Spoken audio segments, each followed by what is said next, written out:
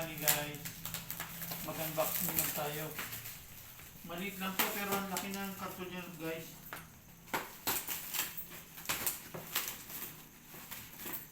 Karton lang niya malaki.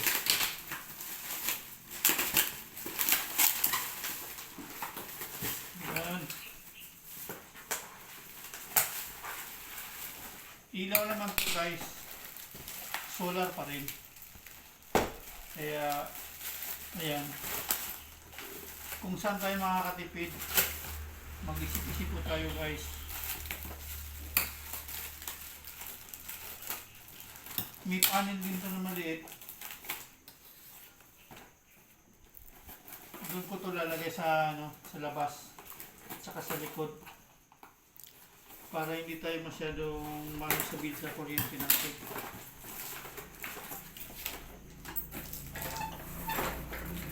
Yan i-set up ko na lang ito sa labas.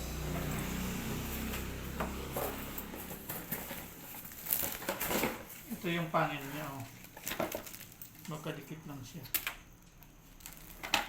Yan. Hindi ko pa alam kung paano paandal ito.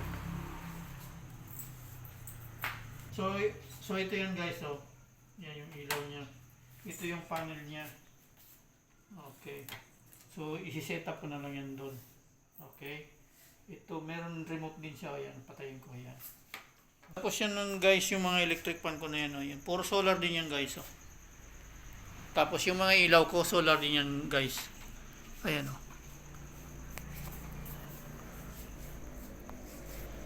Maliwanag yan. Kaso maliwanag pa yung yung araw. Tapos dito, yan yung setup ko dati. Matagal na itong setup to guys. Yung na yan, binlog ko na rin to yung panel board ko, yan po.